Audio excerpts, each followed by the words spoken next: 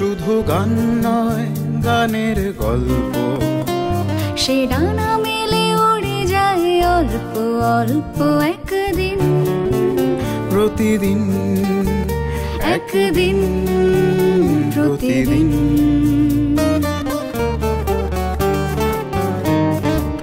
কেন সে গান গায় সে কথা অজানা, সে সর সন্ধির সন্ধিতে নিশানা। কেন সে গান গায় সে কথা অজানা, সে সর সন্ধির সন্ধিতে নিশানা। সে কাকে ডাকে কে মনে রাখে, আলো ছায়া মাখা হারানো দিন। সে শুধু গান নয়, প্রাণের স্পন্দন, যার কথা মালা হয়ে ওঠে চন্দন সুবাসে প্রতিদিন, একদিন প্রতিদিন।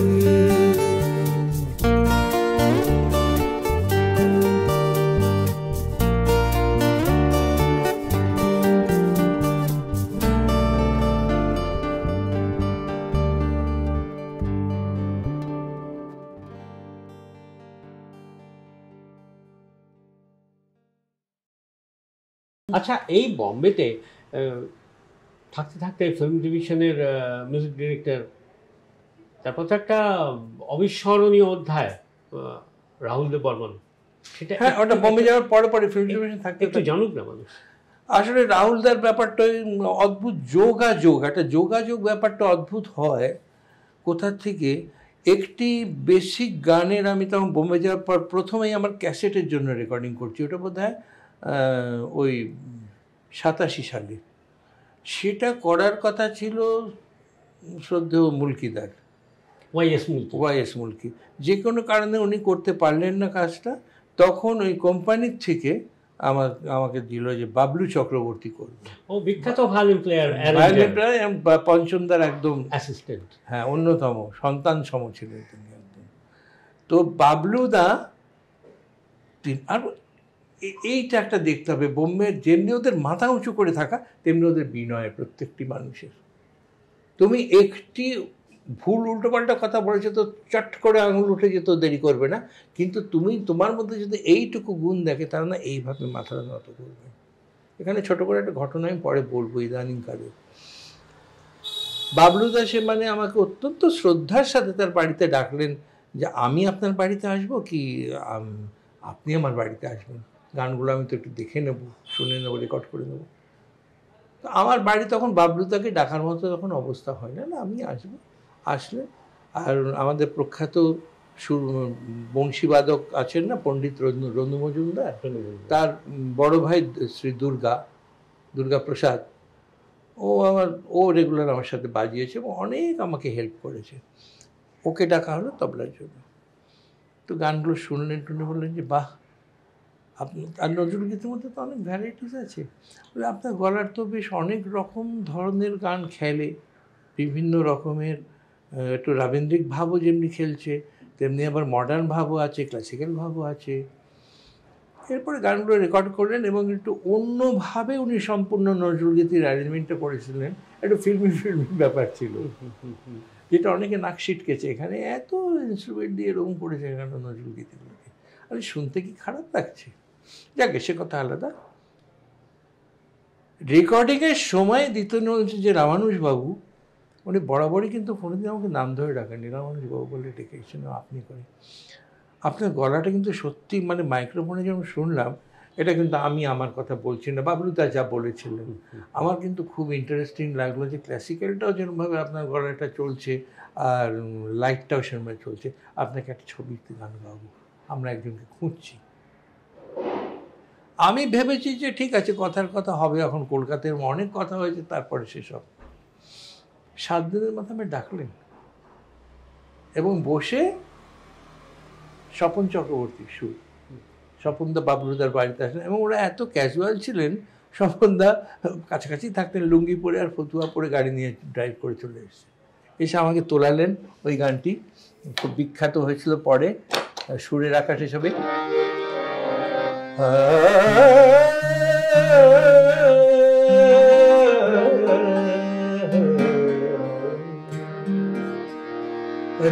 রাতেরও আকাশে চাঁদ আসে আর ফুটিতে চাইছে ফুল রাতেরও আকাশে। এই এক। তারপরে তো এখনো এই গান আমার নাতি পর্যন্ত দেখলাম, তাকে স্কুলে শেখানো হয়েছে, এই গান এখনো চলছে।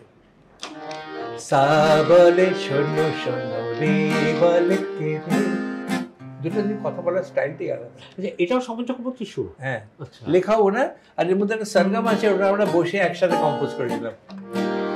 সা বলে শোনো শোনো রে বলে কে রে, গা বলে গান শোনাতে এসেছে রে।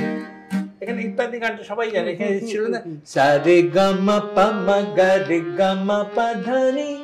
আমরা ক্লাসিক্যালি কিন্তু এভাবে গাইব না, সা রে গা মা পা মা, নট লাইক সা রে গা মা পা মা গা রে গা মা পা ধা নি, নি সা ধা সা পা সা মা পা ধা নি সা, ইত্যাদি ইত্যাদি। বাচ্চাদের জন্য ভেবে একবারে। এইবারে বাবলুদার আরো উৎসাহ বেড়ে গেল কিন্তু, রামানুজ বাবু, এবং তার সাথে ইনস্ট্রুমেন্ট কিছু ছিল না, দুটো না তিনটে ইনস্ট্রুমেন্ট। এবং সবথেকে আরও একটা কথা, সেই দিনই আমার কিন্তু কিশোর কুমারের সাথে আলাপ হলো। আচ্ছা, এবং এত মানে বলবো প্রথম ইয়েতেই উনি আমার মনটা জয় করে নেন। এত গলার দিক থেকে আমি মনে করি যে সারা পৃথিবীর মধ্যে ওরকম একটা কণ্ঠ আর ওরকম গায়কী খুঁজে পাওয়া খুব মুশকিল। যতই তোমরা ওয়েস্টার্নের বড় বড় সিঙ্গারদের কথা বলো, ওই গলার টোন মানে সৃষ্টিকর্তা উনি সৃষ্টি করেছেন, এটা কিশোর কুমারের নিজের কিছুই নেই। তো যাকে আমাকে স্বপনদা আলাপ, এমন একটা আলাপ করিয়ে দিন, কিশোর কুমার গাইছেন, আর উনি ডাব করছিলেন ইনস্ট্রুমেন্টের সাথে, আর ডাব করছিলেন, ডাব করতে করতে মাঝে মাঝেই এমন মজা করছিলেন, মানে কোনো গান না, পাড়ায় আড্ডা মারতে এসছেন, কোনো সিরিয়াসনেস নেই, কিন্তু গানটা যখন গাইছেন কি নাটক তার মধ্যে, ওটা একটা হাসির গান ছিল। ওই ছবিরই বেরিয়ে আসতে প্রণাম করলাম, উনি একদম কলকাতা থেকে এসছো, কলকাতা থেকে এসে তার পুরো আমাকে জড়িয়ে ধরলেন, দিয়ে আমাকে গাড়িটা টিপে দিলেন, বাহ ভালো ভালো, এইটুকু শুধু। কিন্তু এইটুকুর মধ্যে যে ভাইবসটুকু ছিল, আমি বলছি এই কারণে, এরপর ওই বাবলুদা পঞ্চমদার কাছে যাতায়াত শুরু হয়ে গিয়েছিল। আমি রেকর্ডিং দেখতাম, 70, 72, 80 খানা মিউজিশিয়ানকে বসিয়ে কীভাবে উনি ব্যাকগ্রাউন্ড করছেন, সে এক বিরাট শিক্ষার মতো জিনিস। এই যে 60, 70, 80 জনকে নিয়ে পঞ্চমদা রেকর্ডিং করছেন, এটা একটা দেখার মতো। কারণ আমি তো কম্পোজারের কাজ করি, মিউজিক ডাইরেক্টরের কাজ করি, বিগ ব্যান্ড অর্কেস্ট্রা। হ্যাঁ, তো সেটা একটা বিশাল অত্যাশ্চর্য জিনিস আমাদের কাছে। এই করতে করতে বাবলুদা ইতিমধ্যে আমার অজান্তেই আমার এই দুটি গান শুনিয়েছেন, এবং আমার যে বেসিক রেকর্ড যেটা বেরিয়েছিল সেটাকে আবার মানে আমি আজকে ভাবলে পরে আমি খুব ইয়ে হয়ে যাই যে কীরকম উনি সেটাকে স্টুডিওতে গিয়ে তাকে আরও বুস্ট আপ করে সাউন্ডটা নিয়ে পঞ্চমদাকে শুনিয়েছেন। আমাকে বললেন, বাবলুদা পঞ্চমদা শিগগিরই ডাকবে আপনাকে। এবার এই দুর্গাপুজোর সময়টাই মনে আছে, সেটা ওই 87 সালেই একদিন গেছি ফিল্ম সেন্টারে, কিছু একটা কাজ হচ্ছে পঞ্চমদা, দেখি পঞ্চমদা ওই একটা উঁচু মতো টেবিলে বসে, আর দেখলে পরে একদম সবসময় বাচ্চা ছেলেদের মতো অ্যাক্টিভিটিস, হাতের মাঝে সিগারেটটা খেলে, ও রামানুজ এদিকে এসো, তোমার আমি চান্স দেবো, গান শুনেছি খুব ভালো। তো এইগুলো মানে মনে হবে আজকালকার লোকরা শুনলে মনে হবে এগুলো উপকথা, অবাস্তব জিনিস হতে পারে, কিন্তু সেই চান্স দিলেন। এই ওই ভরত রামানুজকে ডেটটা দাও তো, কবে আমি রিহার্সাল করবো বলে দিলেন। এবং তাও প্রথাগতভাবে মেসেঞ্জার আমাকে আবার ফোন করলো, পঞ্চমদা তোমাকে ডেকেছে, ওই দিনটা তুমি যাবে।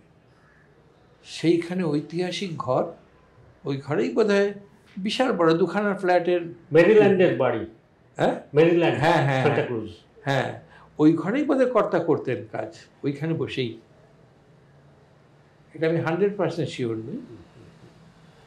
দুটি আসন পাশাপাশি, গদি, হারমোনিয়াম নিয়ে বসে, এটাতে পঞ্চমদা, আরেকটাতে মনোহরিদা বসে, ওদিকে গিটারে রয়েছেন আমাদের ভানুদা, রিদিমে বোধহয় কেউ একটা ছিল।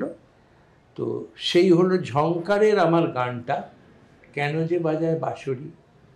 আর শেখানোর মধ্যে একটা ম্যাগনেটিক ব্যাপার ছিল, এই গানটি তো শুধু গান ছিল না, একটা কত্থক ডান্সের জন্য এটি দেবশ্রী রায় নেচেছিলেন।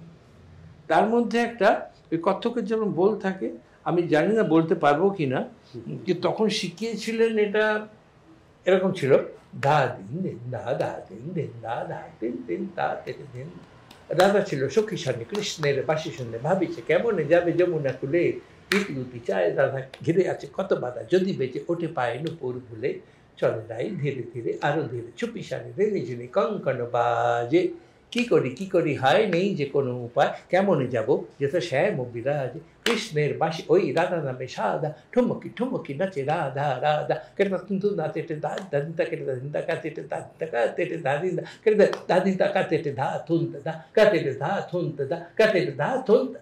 তারপরে আসছে ওই গানটা, তারপরে ওই গানটা আসছে, কেন যে বাজায় বাঁশরি। কিরমানির উপর বলুন। এবং এইবার একটা ঘটনা বলি, উল্লেখযোগ্য ঘটনা। আমার গানটি কোনো টেকনিক্যাল কারণে যখন রেকর্ডিং হওয়ার কথা ছিল, সন্ধ্যে 6টা কি 7টার সময় কথা হওয়ার ছিল, সেটা 2-3 ঘন্টা বোধহয় টাইমটা নষ্ট হয়েছে, মানে কেটে গেছে টেকনিক্যাল প্রবলেমের জন্য, রেকর্ডিং করা যায়নি। প্রথম কথা হচ্ছে সেখানে তার জন্য কোনো মিউজিশিয়ানের মধ্যে কোনো ফাটাফাটি, একটু ঝগড়া তর্কতর্কি, এটা মানে মিউজিক কম্পোজের ক্ষেত্রে হয়েছে, মিউজিক ডাইরেক্টরের সাথে আর ছবির ডাইরেক্টরের। কোনো রকম ফাটাফাটি তক্কাতক্কি কিছু না, দুজনেই তর্ক করছেন অত্যন্ত বিনীতভাবে। কিছু না, গানের লয়টা একটু বেশি হওয়া উচিত যা ছিল, তখন সে নতুন করে ওখানে অ্যারেঞ্জমেন্ট করা হলো। আচ্ছা, বুঝে দেখো। এবারে আমার গানের পরে সেদিন বোধ হয় অষ্টমী কি নবমী ছিল, না হ্যাঁ নবমী ছিল, কারণ অষ্টমীর দিন একটা প্রোগ্রাম ছিল। আমার পরে কিশোরদার ওই ছবির জন্য একটি গান গাইবার কথা হলো না, পরদিন গাইবেন, পরদিন আসবেন। সেই পরদিনে আর এলো না, কারণ সেদিন 4টের সময় খবর এলো যে কিশোরদার নেই। তো বোম্বেতে গিয়ে প্রথম গান গেয়েছিলাম কিশোরদার সাথে, ওই না 1-2বার দেখা হয়েছে, আমার পরে একবার দেখা হয়েছিল। এইটি পঞ্চমদার সুরে প্রথম গান গাওয়া। গান গানটি গান গানটি গানটি গান গানটি। তারপর আরেকটা খুব গান বিখ্যাত হলো, তারও সঙ্গীত পরিচালক পঞ্চমদা, ছবির পরিচালক তরুণ মজুমদার। ছবির নামটা আমি বলছি না, তুমি একবার বলো। দুটো গান ছিল সেগুলো, আপন আমার আপন, দুটো গান, যে সেকেন্ড গানটার কথা অনেকেই জানে না। এমনি সা বলে শোনো শোনো রে বলে রে, এটাও এখনো পর্যন্ত অনেকেই জানে না যেটা আমি গেয়েছি। তোমরা জানি, আমরা তো জানি, তোমরা জানো, অনেকেই জানে না। ও তাই, এখন অনেকটা ছোট, ও তা আপনি গেয়েছিলেন এটা। এবার কি পঞ্চমদা সেই গান আপন আমার আপনে, আমি ধন্য। একটা কথা বলে রাখি, পঞ্চমদা যেমন গানটা যখন তুলিয়ে রেকর্ড করেছিলেন খুব ক্যাজুয়ালি, সেই রেকর্ডটা কিন্তু এখন আমার কাছে আছে। আমি ধন্য, আমি ধন্য, আমি ধন্য, আমি ধন্য,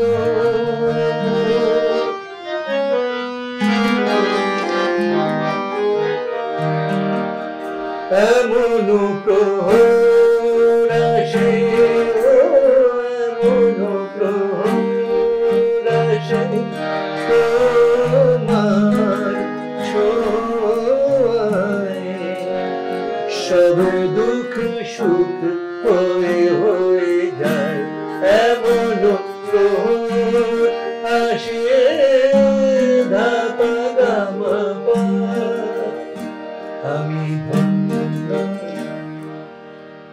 একটা কথা, তখনকার দিনের এই যে ধাপা গামা পা, অথবা এই গানটার পরে আরেকটা সরগম আছে আমারই করা, কতখানি চিন্তা করতেন এরা, পঞ্চমদা আর তরুণ মজুমদার, শ্রদ্ধেয় তরুণ মজুমদার, দুজন। তরুণবাবু বললেন যে শুনুন, আমার ছবি যারা দেখে, আমি সমগ্র অডিয়েন্সটাকে চিন্তা করে বলছি, একটুখানি সরগম বেশি শুনতে পারি তাদের মনে হবে এটা একটু ক্লাসিক্যাল কিছু হচ্ছে, তারা হয়তো ইন্টারেস্টেড হবে না।